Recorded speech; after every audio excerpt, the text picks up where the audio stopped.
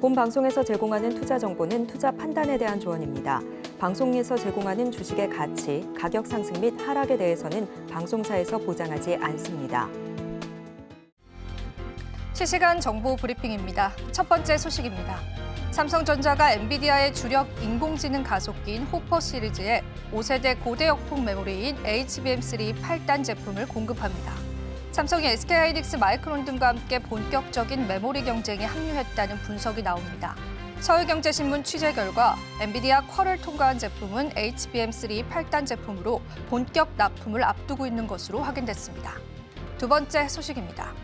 에코프로는 2024년 3분기 연결 기준 매출액이 전분기 대비해서 31% 감소했다고 밝혔습니다. 영업 손실은 2분기 546억에서 3분기 1,088억 원으로 커졌습니다. 제품 판매 둔화와 광물 가격 하락에 따른 재고평가 충당금 추가 설정 등이 원인이라고 회사 측은 설명하기도 했습니다. 세 번째 소식입니다. 오픈 AI가 생성형 인공지능과 웹 검색을 결합한 챗 GPT 서치를 공식적으로 출시했습니다. 검색을 통해서 취합한 최신 정보를 제공해 보다 정확한 답변이 가능한 서비스입니다. 검색 시장 지배자 구글이 AI 개요등을 선보이면서 수성에 나선 가운데 생성형 AI를 등에 업은 오픈 AI, 마이크로소프트와 퍼블렉시티 등의 공세가 거세지는 구도라는 분석이 나옵니다. 마지막 소식입니다. SK이노베이션은 SK E&S와의 합병과 함께 자회사 SK온과 SK트레이딩 인터내셔널의 합병 절차도 마쳤습니다. 내년 2월 1일에는 SK온과 SK엔텀도 합병한다라는 분석입니다. 이번 합병으로 SK이노베이션은 석유, 에너지, 화학, 액화, 천연가스, 전력과 배터리, 신재생 에너지 등의 현재와 미래 에너지를 아우르는 포트폴리오를 구축했습니다. 특히 안정적인 수익 창출원은 LNG 밸류체인은 합병법인의 안정적인 수익 확보와 미래사업 투자에 든든한 버팀목 역할을 할 것으로 기대되고 있습니다.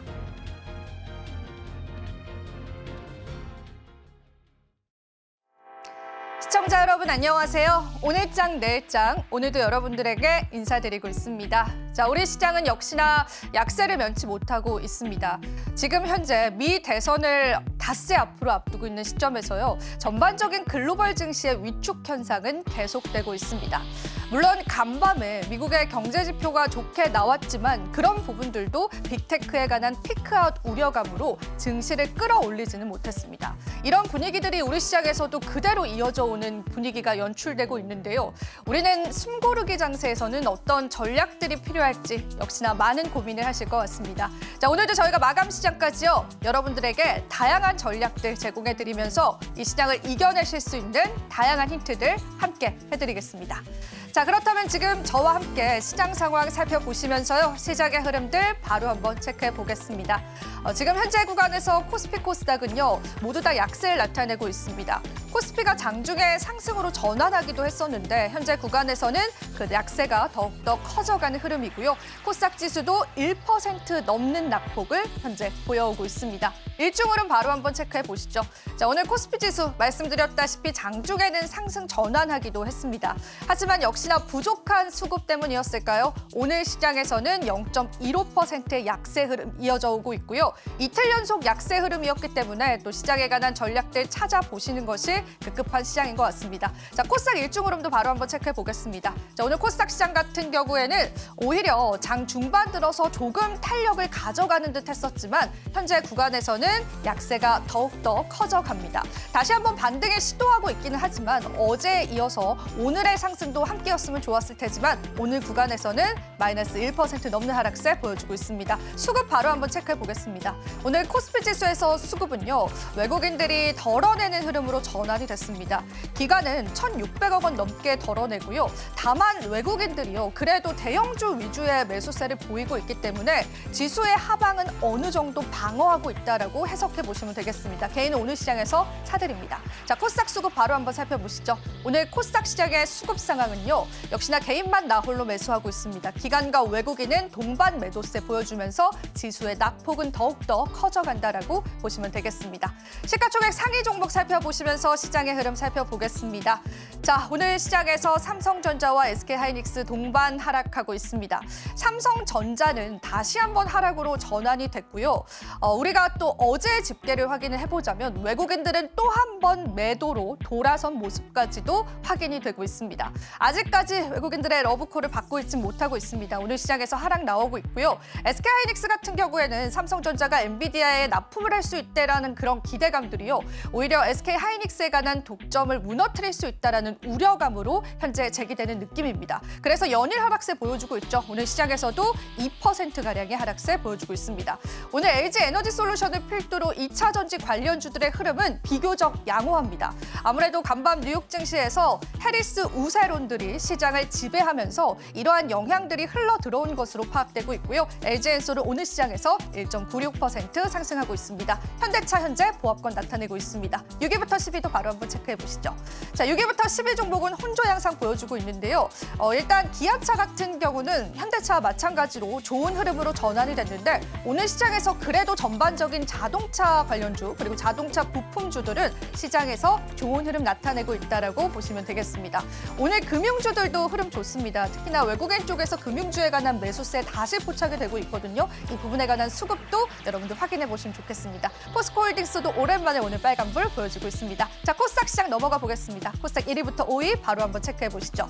말씀드렸다시피 오늘 2차 전지 관련주들에 관한 흐름 나쁘지 않습니다. 에코프로 형제들은 좋은 흐름 보여주고 있고요. 특히나 에코프로가 굉장히 안 좋은 실적을 내놓았습니다. 그러한 성적표에도 불구하고 오늘 시장에서 0.8%의 상승률 나타내주고 있습니다. 자, 오늘 알테오젠 같은 경우에는 2% 넘게 빠지고 있는데요. 간밤 뉴욕 증시에서 할로자임이 14%의 급등세를 보였습니다. 이런 할로자임의 급등세가 알테오젠에게는 오히려 악재로 다가왔습니다. 경쟁사로 부각을 받고 있습니다. 오늘 시장에서는 2% 넘게 하락합니다. 리가켄바이오도 5% 넘는 낙폭 그려주고 있습니다. 자, 6위부터 10위도 바로 한번 체크해 보겠습니다. 코스닥 6위부터 10위 종목 역시나 혼조 양상 보여주고 있습니다.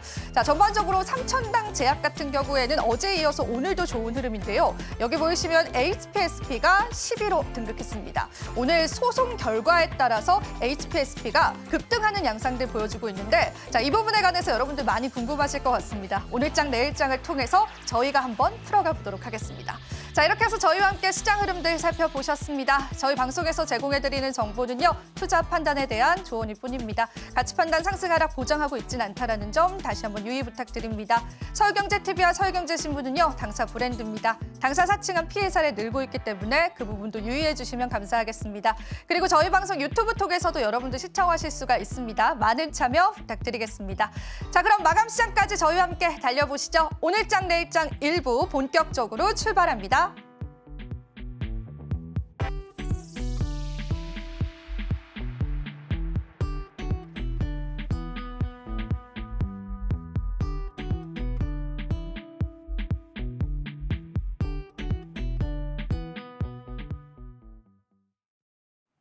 네, 오늘장 내일장 오늘도 여러분들과 함께하고 있습니다. 자, 오늘도 함께해 주실 분 소개해 올리겠습니다. 이성우 이사님 함께해 주셨습니다. 이사님 반갑습니다. 네, 안녕하세요.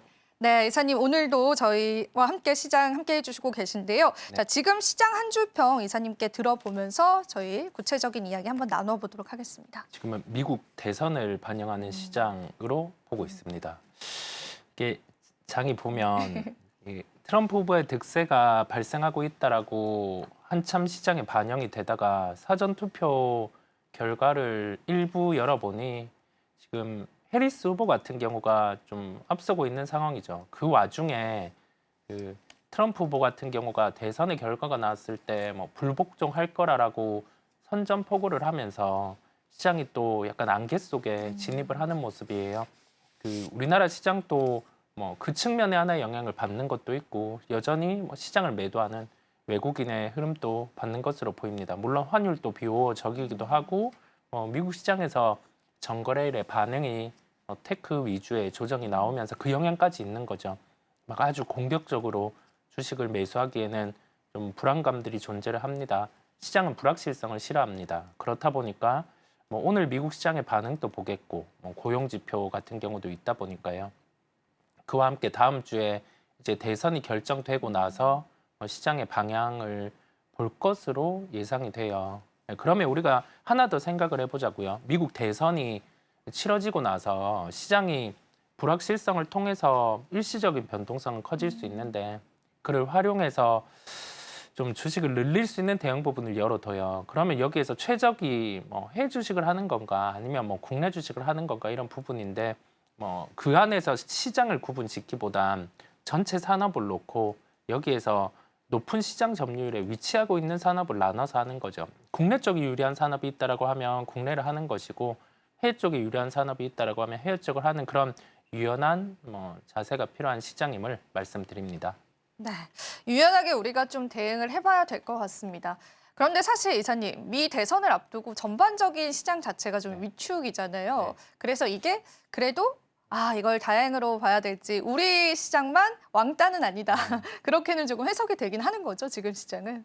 네, 뭐 우리나라 시장이 다른 신흥국보다는 확실히 약해요. 이 그쵸, 문제점이 그렇긴 하죠. 뭔가라는 생각을 해보면 뭐 시장 안에 예탁금이 많이 빠져 있어요. 음. 이 돈이 빠져서 뭐 다른 곳에 가거나 아니면 다른 투자처로 가거나 이렇게 빠져 있는 상황이다 보니까 먼저 시장의 유동성이 부족한 상황임을 짚고 가는 거고요.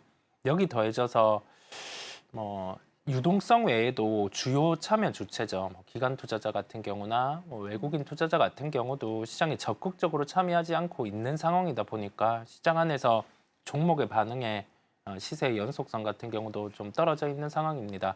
근데 이걸 매일 시장을 보고 우리가 꼭 뭐 주식을 매수 매도할 필요는 없어요. 좀 큰 틀에 놓고 좀 뭐 매매를 해야 될 시기가 됐을 때 또는 종목들을 볼 때 원하는 가격대가 왔을 때 그럴 때 적극적으로 하면 되다 보니까 지금 시장 안에서는 뭐 보수적인 관점을 유지하고 갑니다. 네, 이 부분을 한 가지로 놓고 가는 거고 조금 과거로 가보면 우리가 미국의 금리가 결정되었을 때 그때는 주식을 늘릴 수 있다는 걸 짚고 갔었어요. 그러면서 개별 주시장이 열렸음을 짚고 갔고 그런데 지금 매크로 쪽에서 변수는 뭐냐라고 하면 우리가 미국의 10년물 국채가 4.2%에 위치를 하고 있습니다. 금리가 인하를 하는 기조임에도 불구하고 채권 금리가 올라왔다라는 건 이론적으로 맞지 않잖아요. 이 현상은 어떤 걸 포함하고 가고 있냐라고 하면 이 미국에서 이제 대선 후보 같은 경우가 실제 당선이 되었을 때 재정 정책 같은 경우를 적자를 확대할 수 있다 보니까 좀 이렇게 펼쳐지는 상황이라고 봅니다. 불확실성이죠. 그러면 대선이 확정되고 구체적인 예산안이 또 나오고 했을 때는 이 높은 4.2%대의 금리 같은 경우가 용인이 될 수 있어요. 왜냐하면 뭐 구체적인 재정에 대한 가이드라인이 나올 거기 때문에요. 그때는 시장의 반응이 뭐 충격보다는 또 나오는 데이터를 보고 결정하겠죠. 고용이나 아니면은 뭐 물가 같은 경우가 금리를 내려야 하는 그런 데이터가 나오는데 이미 금리는 높은 상황이잖아요. 그때는 시장 충격이 또 클 수가 있습니다. 그래서 이 스펙트럼을 넓게 보면 미래에 펼쳐질 수 있는 일들이 시장에 비호적일 수도 있다 보니 미리 시장이 반응하는 걸 수도 있어요. 그래서 지금 시장 안에서는 가까운 불확실성은 대선, 또 먼 불확실성은 만약에 여기에서 금리가 이렇게 유지되는데 섣불리 연준은 그때는 금리를 못 내릴 거란 말이죠. 금리 레벨이 높다 보니. 그러니까 미국 정부에서 계속 부채 발행을 할 수 있다는 거죠, 국채 발행을. 그럴 수도 있죠. 왜냐하면 네. 재정이 더 필요하다라고 필요하죠. 하면 네. 그 발행을 할 수밖에 없다 보니까 그 채권의 가격이 빠지는 거죠. 공급이 늘어나니. 근데 지금도 미국의 재정 부채가 거의 사상 최고치다라고 하는데 여기서 추가적으로 더 늘릴 가능성은 거의 있는 거네요, 지금 보면은. 어찌 보면 그 재정 적자를 늘리는 예산안이 진행된다라고 하면 어쩔 수는 없어요. 어쩔 수는 없는데 만약에 이게 미국 외의 국가 같은 경우가 국채 발행을 늘리면은 데미지가 클 건데 이 기축통화 국가라는 그렇죠. 그 힘이 있다 힘 보니까 때문에 참 힘이 있다 보니까 부럽습니다. 네. 그걸 진행했을 때는 뭐 추후에 데미지가 미뤄지는 거죠. 또 재정 정책이 바뀔 때 그 데미지는 발생할 거지만 아마 그게 그때 당시에 이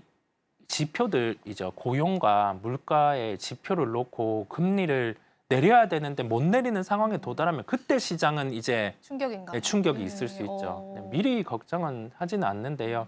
이게 퍼즐이 하나씩 맞아가는 상황에서는 좀 불편함이 있는 거는 사실입니다. 네, 시장의 다양한 불편함은 여전히 남아있다라고 분석을 해주셨습니다. 그래도 이제 우리가 당장 코앞으로 닷새 앞으로 다가온 대선 앞두고 이 시장이 그렇게 적극적으로 대응하기에는 사실은 심리적으로도 좋지는 않은 상황인 것 같아요. 그래서 같이 저희가 지켜보면서 이렇게 숨고르기 장세에서 어떻게 시장이 방향성을 두고 흘러가는지를 이사님과 또 같이 체크를 해보면 좋을 것 같습니다. 그런데 간밤에 미국의 빅테크 기업들이 실적 발표를 했는데 이거에 대한 해석이 또 그렇게 긍정적이지만은 않았어요. 물론 일부 종목군들은 뭐 좋은 흐름 시간외에서 나와주기는 했지만은 빅테크 피크아웃론이 이제 다시 한번 좀 대두되는 것 같은데 미국 빅테크 기업들의 이번 실적들 딱 놓고 봤을 때 이사님은 어떤 평가를 좀 내려보고 싶으세요? 그 시장에서 거래되는 밸류에 대한 논란은 있습니다. 왜냐하면 여기에서 많이 비교하는 게 IT 버블이랑 비교를 많이 해요. 그렇네요. 그때 당시 네. 밸류와 지금 밸류를 비교하면서 나오는 이익을 비교해 보면 높은 레벨에 위치를 하고 있다 보니 여기에서 그러면 2분기 때 그래서 대두가 된 게 과연 그 빅테크 기업들이 시설 투자 금액 그 캐펙스를 계속 투여를 했을 때 언제 이게 이익을 거둘 수 있을까 그게 화두였는데 이익을 거두는 기업들은 주가가 좋아요. 뭐 오라클, 어도비 뭐 이런 쪽은 주가가 좋죠. 왜냐하면 2분기 때 물음표를 뒀던 거를 계속 결과로 보여주니까요. 밸류에 대한 논란도 크지 않습니다. 그런데 3분기 실적 발표를 할 때 우리 뭐 몇몇 기업들, 빅테크 기업들에서 역시나 뭐 다뤄졌던 부분은 과연 그 캐펙스 투자를 했을 때 이익을 거두는 시점이 언제가 될 것인가. 그런데 이번에는 빅테크 기업 자체의 주장들이 강해졌던 게 우리는 그 확신한다라는 표현을 썼죠. 확신하기에 이 시설 투자 금액을 더 줄이지 않고 2025년까지 지속하겠다라고 했어요. 가보는 거죠. 갔을 때 결과 안 나오면 그때 주가는 빠지는 거고요. 그러면 2분기 때 우려가 됐던 부분이 3분기 실적에서는 컨퍼런스 콜에서는 해소를 해줬는데 왜 그러면 주가가 빠지냐. 4분기 실적에 대한 그 톤을 조절을 했어요. 원래 뭐 중간값 실적이라고 하죠. 예정된 매출액이 한 100억 정도인데 한 뭐 95억 정도에서 97억 정도로 톤 조절을 하니 그러면 4분기는 실적이 좋지 않겠구나라고 하면서 나온 매도들이 있습니다. 그러면 우리는 좀 한 부분 더 생각을 해보는 거죠. 4분기 실적은 일시적으로 좋지 않을 수 있는 계절성이 존재를 합니다. 그래서 실적 톤의 조절을 한 거고요. 그러면 그에 맞춰서 주가가 뭐 시장 영향을 받아서 조정이 나오면 그때는 빅테크 주식을 늘릴 수 있음을 말씀을 드립니다. 이 주도주죠. 주도주 안에서 가격 조정은 나올 수 있어요. 그랬을 때 결정할 게 시장이 여기에서 꺾이는 장이나 아니냐를 판단하고 그렇지 않은 장이라고 하면 주도주를 비중을 더 늘리는 게 맞거든요.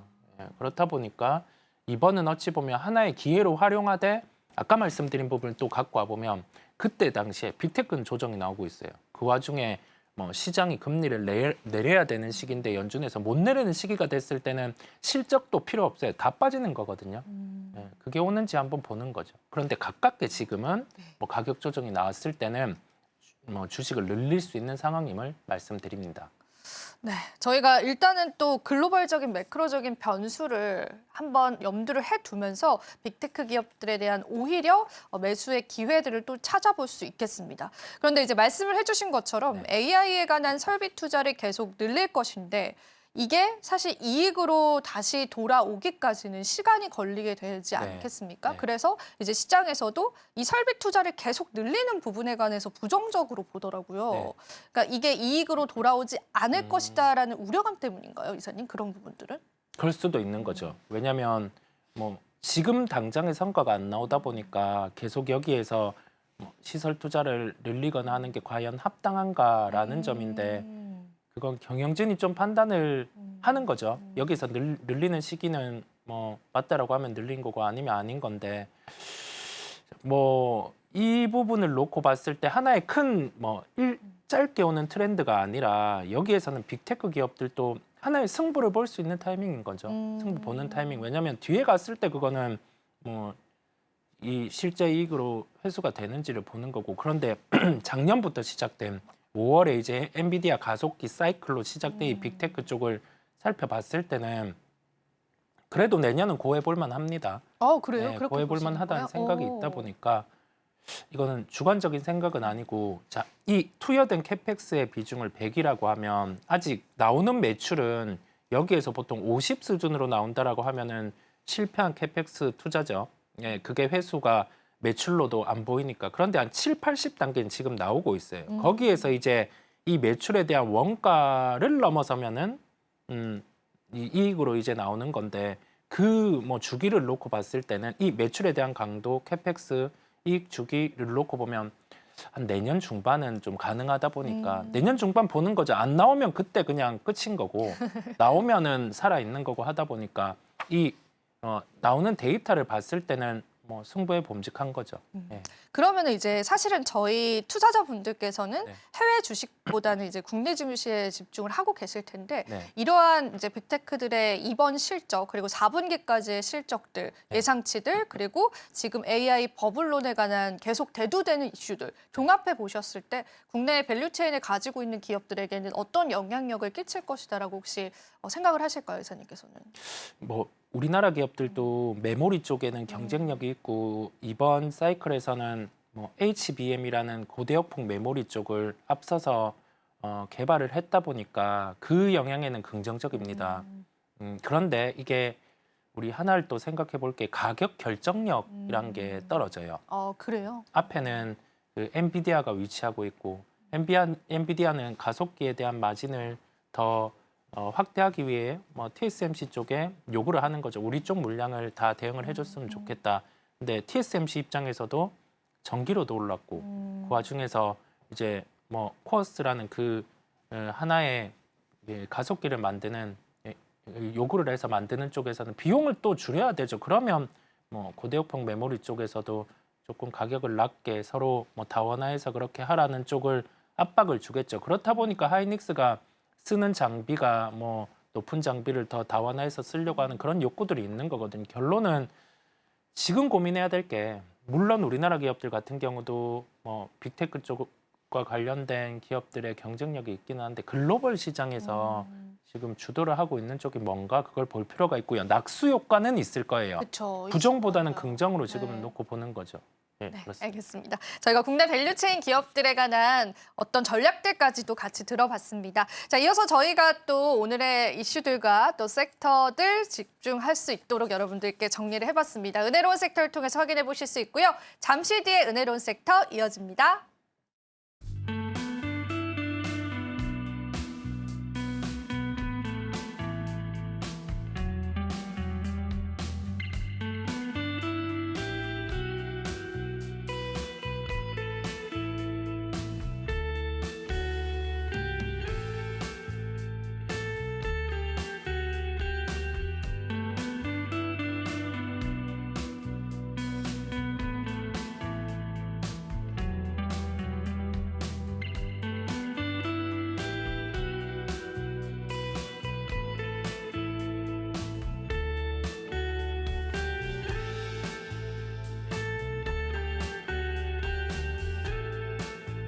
네, 은혜로운 섹터 장은희입니다. 간밤 미증시에서 빅테크 기업들이 줄줄이 밀려나는 움직임 보였죠. 어떤 이슈 있었는지 자세하게 체크해 보도록 하겠습니다.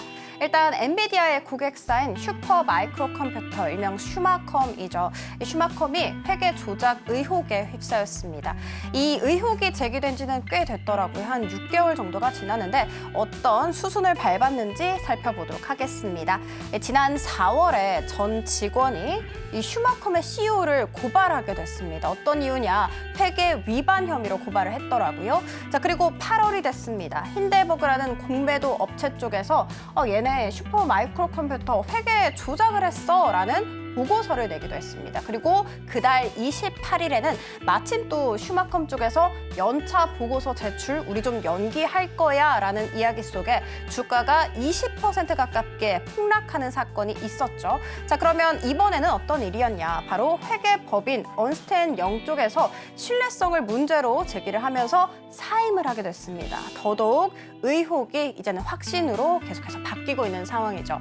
이 때문에 나스닥 시장에서 퇴출될 가능성까지 함께 모아지고 있습니다. 상장 폐지 이야기까지 있으니까요. 잘 체크하시기 주시기 바라겠습니다. 자, 그리고 엔비디아 입장에서는 고객사를 잃을 위기잖아요. 그래서 엔비디아 역시도 4% 넘게 밀려나는 움직임 보여주기도 했습니다. 시간 외에서 애플과 아마존이 실적 발표를 내놨더라고요. 잠깐 살펴보도록 할게요. 애플 같은 경우에는 EPS와 매출 시장 예상치를 상회했고요. 무엇보다도 중요한 아이폰 매출 좋았습니다.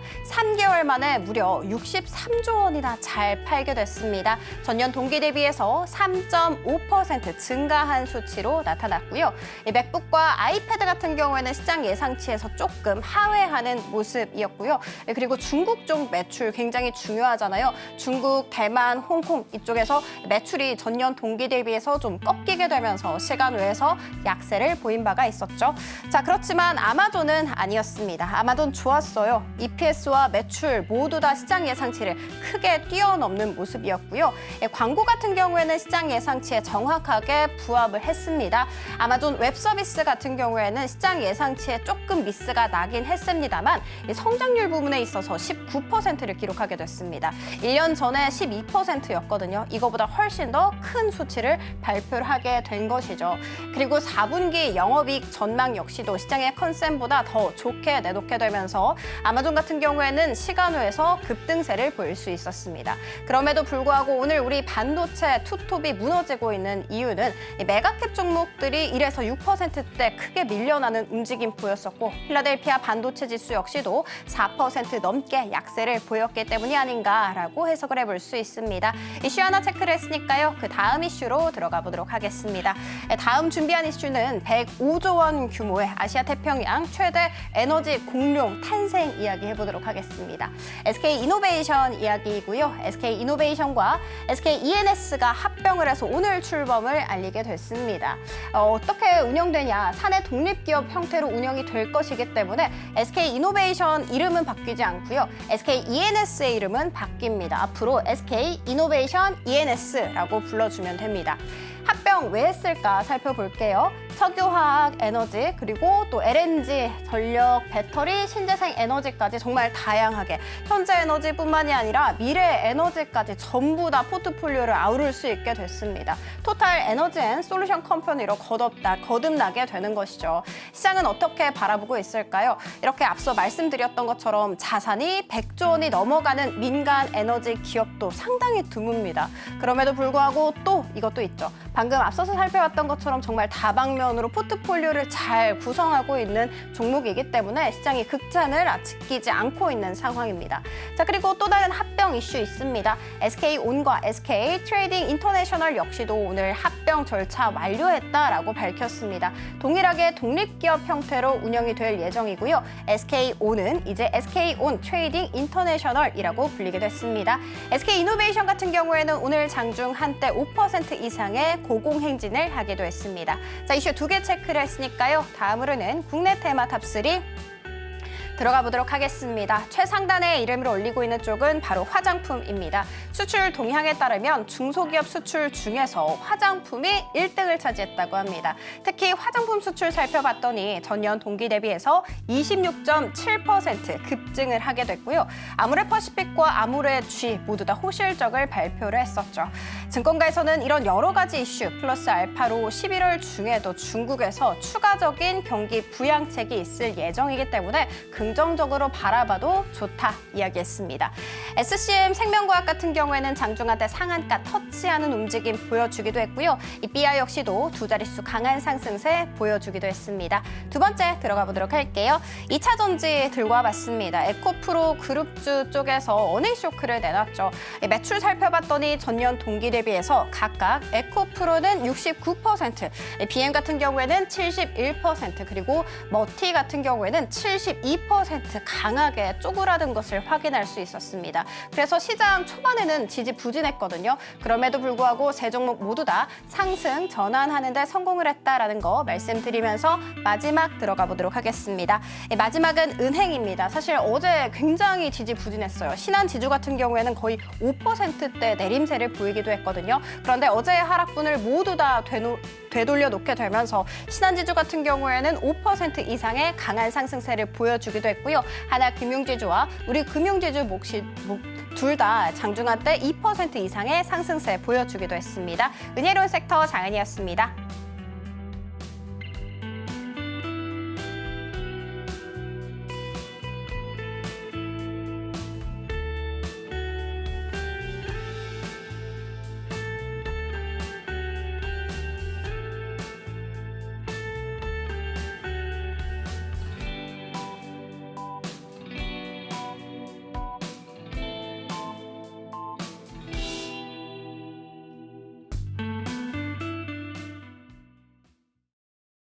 네, 이렇게 해서 은혜로운 섹터 살펴보셨습니다. 역시나 오늘 시장에서 굉장히 뜨거운 이슈다라고 한다면 SK이노베이션의 합병 소식이 될 텐데요. 아시아 태평양에서 가장 큰 에너지 기업이 됐다라는 점에서 조금 자랑스러운 부분들도 있고 또 네. 앞으로 사업 구조 개편에 대해서 우리가 조금 뜯어보고 또 투자의 전략을 세워보는 것도 좀 중요할 것 같습니다. 이 소식 이사님도 당연히 들으셨겠죠? 네, 그 SK이노베이션이 그 사업부 안에 SK온이라는 2차 전지 사업을 하다 보니까 계속 거기에서 이익이 나고 있지 못해요. 못하니까, 예, 그죠? 계속 네. 뭐 어찌 보면 자본 투여를 해서 연구를 진행하고 제품을 만드는 상황이다 보니까 그게 아직은 흑자가 발생하고 있지는 않은데 이 흑자 기조에 대해서 뭐 시도할 부분도 하나는 그거는 별개고 SK E&S와 합병을 했죠. 근데 이노베이션에게는 유리하기는 합니다. 이제 SK E&S 같은 경우가 연간 한 1조 원 정도의 영업이익을 거두는 기업이다 보니까 뭐 현금 흐름상에서도 조금 더 유리해지는 구조죠.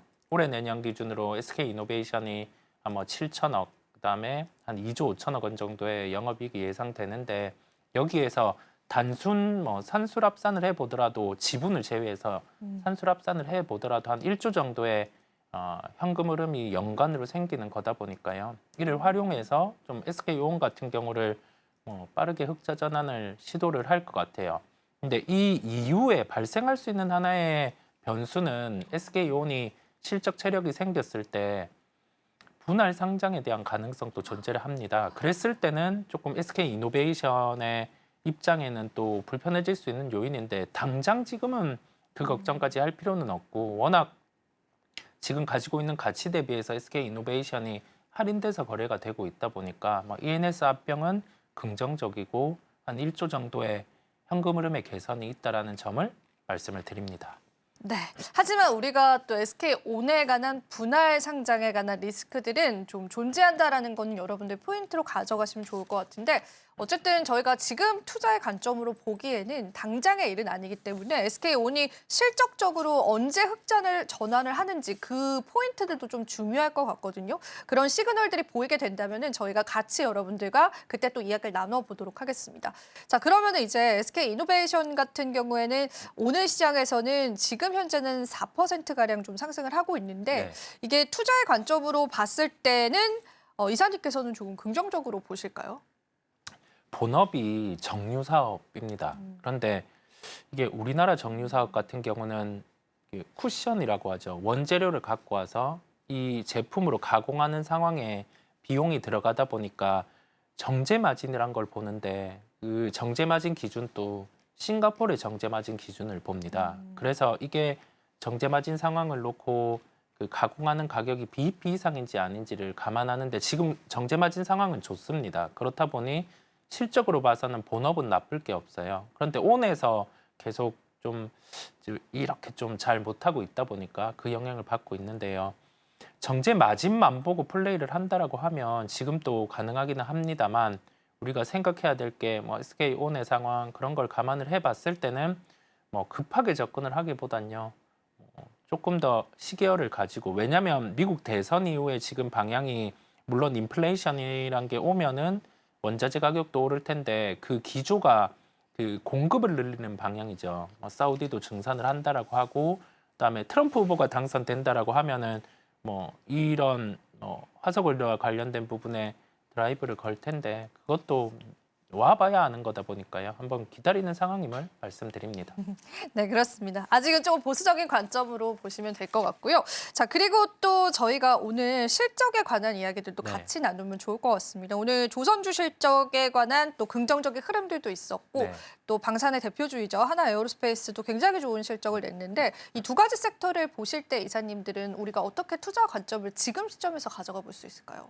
조선주는 실적이 괜찮았어요. 그런데 이 흐름에서 우리가 해석할 수 있는 건 시장에서 제한적인 자금입니다. 그래서 주가가 어느 정도 팔 수 있을 만큼 올라 있다라고 하면 기계적으로 줄이고 보는 상황이에요. 그렇다 보니까 기관 주체에서는 주식을 줄여서 반대로 좀 상대적인 가치 매력이 있는 쪽이나 수급이 빈 쪽으로 지금은 수급이 들어가고 있죠. 그렇다 보니 조선주 같은 경우는 빠지고 있는 수급이다 보니까 가격 조정이 나오는 상황인데 분기 실적은 조선주는 크게 중요하지는 않습니다. 사업에 대한 방향과 함께 주기를 좀 넓게 봐야 되는 상황이다 보니까 좀 가격적으로는 매수할 만한 가격까지는 들어왔어요. HD한국 조선해양이라든지 HD 현대중공 이런 종목들도 매수할 만한 가격대에 들어왔기 때문에 현재 기준에서는 보유하고 계신 분들은 아직 상황을 조금 더 살펴봐도 된다라는 말씀을 드릴 수가 있겠습니다.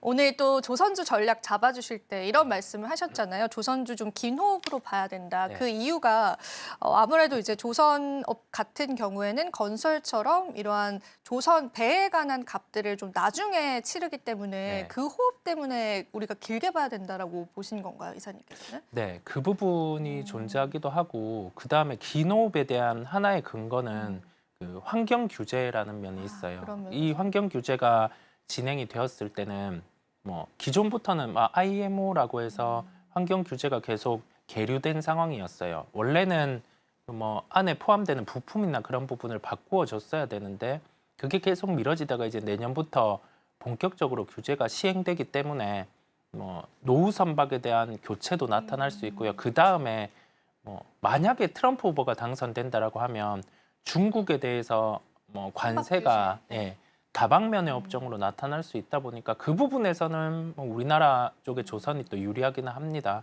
그걸 놓고 발생되지 않은 부분, 발생할 수 있는 부분을 감안해 보면 부정보다는 긍정의 요소가 많기에 여전히 긴 주기로 보자라는 말씀을 드렸습니다. 그런데 이제 친환경 규제 같은 경우에는 저희가 중국 조선주랑 좀 많이 구분을 하잖아요. 네. 근데 친환경 쪽은 오히려 한국에 있는 조선사들에게는 조금 더 호조다라는 그러한 인식도 있거든요. 네. 아무래도 이제 중국 대비해서는 이런 친환경 선박을 더 잘 만든다라는 그런 이야기들이 있더라고요. 그죠? 네, 그 부분에 관해서는 이사님 어떻게 생각하세요? 이게 중국의 기술 같은 경우는 약간 저부가가치 선박 쪽, 벌크선이라든지 맞아요. 네. 탱커 이런 쪽에 좀 특화가 돼 있죠. 왜냐하면 자본 투여를 하면 그만큼 시간이 짧은 시간을 투여했을 때 그냥 올라올 수 있는 기술이다 보니까 그런데 LNG선 같은 경우는 중국 쪽이 이제 수주는 갖고 가기는 시작을 했으나 아직 그 퀄리티 같은 경우가 우리나라가 앞서 있는 상황이다 보니까요.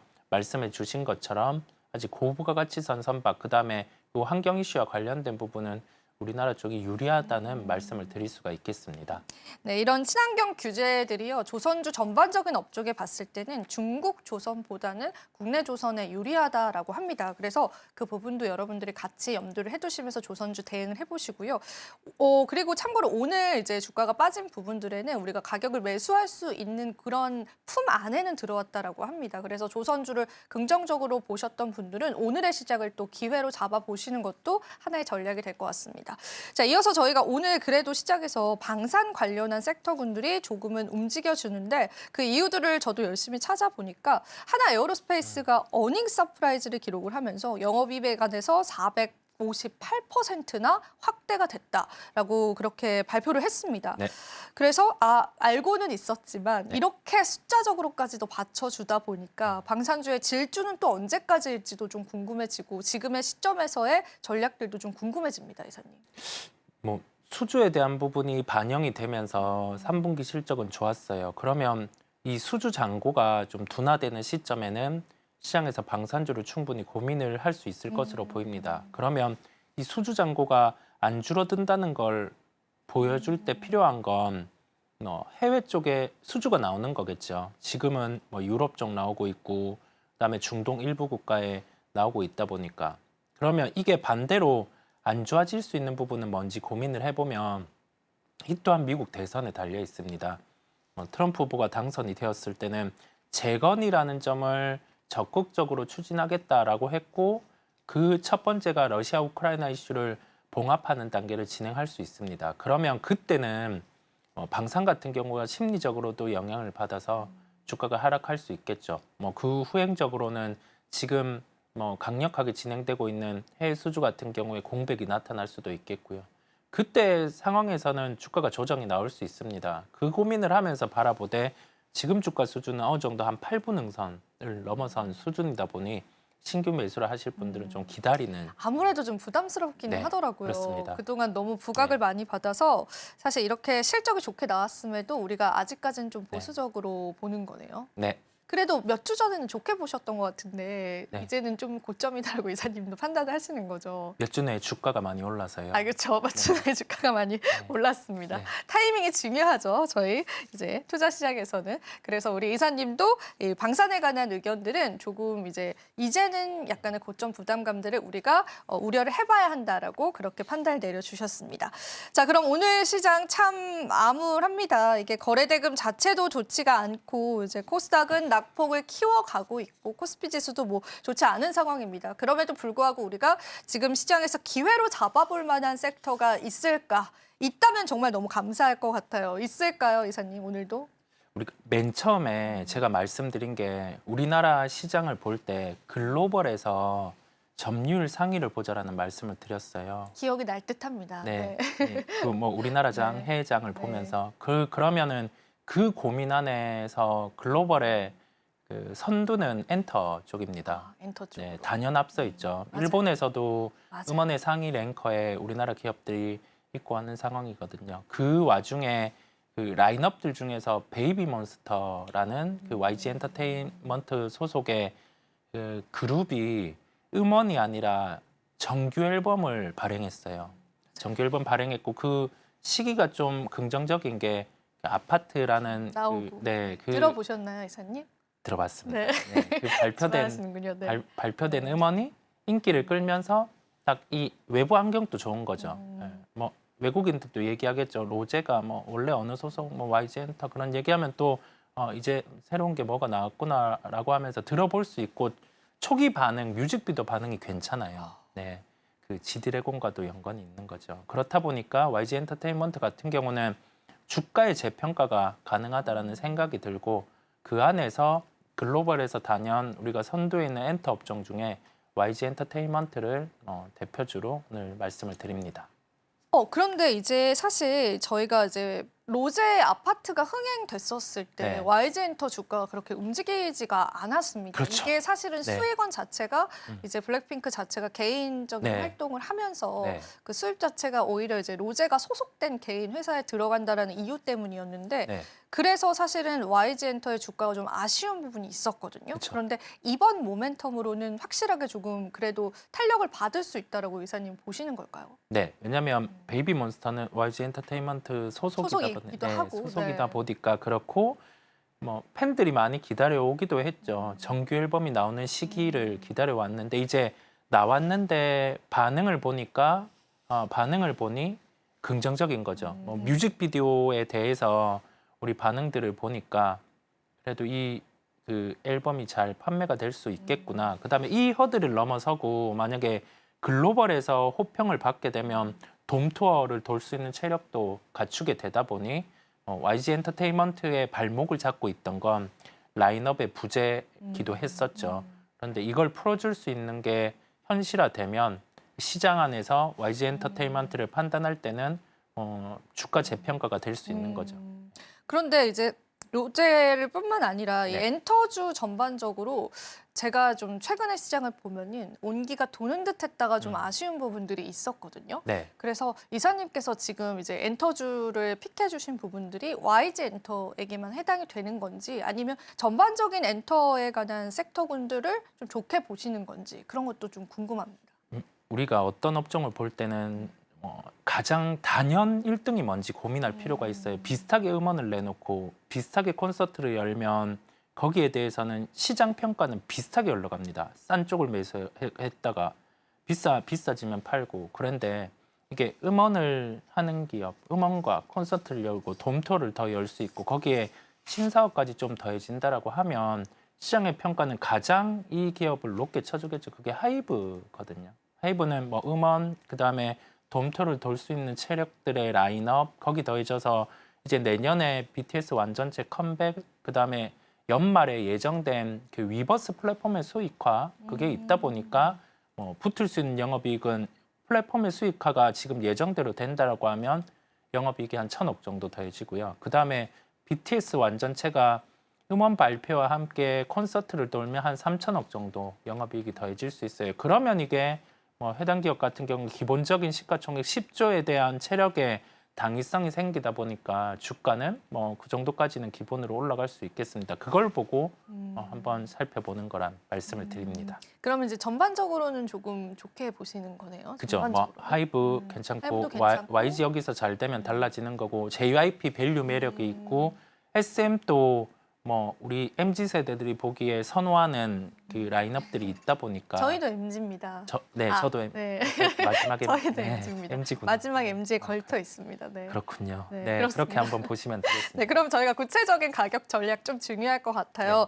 주가가 이제 부담이 그렇게 된다라는 느낌은 안 드는데 이사님 보셨을 때 또 매수하는 관점들 같이 한번 좀 들어보겠습니다. 오늘 주가 뜨고 있는데 일부 해보는 거죠. 네, 일본을 매수를 장이 안 좋음에도 불구하고 일부 해보는 거고, 만약에 미국 시장이 매우 안 좋아서 4만 원 초반까지 만약에 밀리면 추가 매수하는 거고, 그렇게 해서 매수는 대응하고, 그다음에 지금 베이비몬스터의 분위기를 보면서 이제 뮤직비디오 나오고 앨범 나왔으니까 그 판매량에 따라서 다음 주에 또 반응을 하겠죠. 그랬을 때 관전 포인트를 놓고 한번 살펴보는 것으로 말씀드립니다. 지금의 이제 주가 상승에도 그렇게 이제 부담스러운 가격은 아니다라고 이사님께서 판단을 해주시는 것 같은데요. 앞서서 이제 엔터주 같은 경우에는 우리가 글로벌적인 산업 전반을 놓고 봤을 때 굉장히 우위에 있는 산업이다라고 했잖아요. 네. 그런 부분에서 투자 힌트를 가져가 본 건데 네. 추가적으로 이 엔터주를 제외하고 이사님께서 좀 좋게 보는 산업이 있을까요? 지금 이 시점에서? 엔터주 외에는 우리 쉽게 중국이 들어오기 힘든 쪽, 그런 중국이 쪽으로 들어오기 볼까요? 힘든 쪽, 그 다음에 해외에서 많은 분들이 쓰는 그 주 구매가 요즘에는 가성비라고 하면 MZ 세대들이 주로 쓰는 그런 걸 보면 인정할 수밖에 없는 거는 식품 쪽. 식품 쪽도 중국이 같이, 쉽게 네. 침투하기 힘드니까요. 맞아요. 네. 그와 함께 글로벌 MZ 세대들이 쓰는 화장품 같은 경우를 여전히 긍정으로 보고 있습니다. 이런 쪽은 시장 영향으로 인해서 가격 조정이 나오면 아직 우리 포트에 가지고 올 수 있는 그런 성격을 갖고 있기 때문에 계속 추적을 하는 거죠. 추적하다가 시장 영향 가격 조정 나오면 실적에 대해서 훼손이 없으면 매수해 보는 거고, 그렇게 한번 보시면 되고, 그 다음에 소비재 쪽을 계속 고민을 하면 될 것 같아요. 왜냐하면 왜요? 네. 새로운 스타는 소비재에서 생겨나는데 그게 우리나라에서 만들었다고 해서 그냥 여기 내수용으로 끝나는 게 아니다 보니까요. 소비재 같은 경우가 제품을 잘 만들어내면 충분히 해외로 확산될 수 있을 만큼 엔터 같은 경우도 그 풀이 마련이 돼 있는 거고, 식품으로도 충분히 보여줬고 하다 보니까 소비재 쪽을 계속 모니터링 해보시면 되겠습니다. 그렇습니다. 저희가 오늘 엔터주에 관한 힌트를 얻어보면서요. 또 추가적으로 화장품과 식품 업종에 관한 그러한 힌트들까지도 얻어봤습니다. 자, 그러면 이제 저희가 지금 현재 시점에서 마지막으로 이 오후장, 금요일 시장입니다. 또 이때의 전략들 마지막으로 어떻게 잡아갈 수 있는지 한마디로 조금 부탁을 드려봐도 될까요, 이사님? 무리할 필요는 없어 보입니다. 없고 시장을 이렇게 외국인 또 큰 금액은 아니지만 팔고 있는 상황이다 보니까, 그 다음에 우리 오늘 같은 경우는 고용과 관련된 지표도 있고 하다 보니 무리할 필요 없고 다음 주 대선 확인하고 조금 시장 바라보는 것도 저는 괜찮은 방법이라는 말씀을 드립니다. 네, 그렇습니다. 저희가 오후장 전략까지도 한번 정리를 해봤습니다. 자, 오늘도 도움 말씀 주신 이사님께 감사 인사 드려보겠습니다. 이사님 고맙습니다.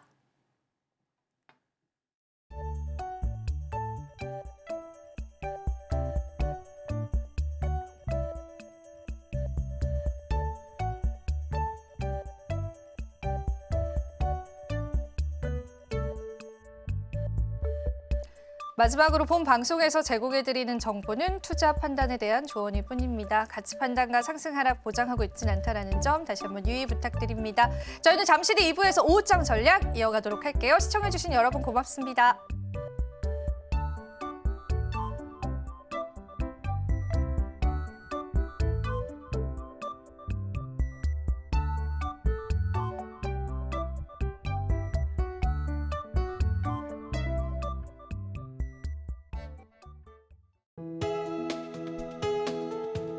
본 방송에서 제공하는 투자 정보는 투자 판단에 대한 조언입니다.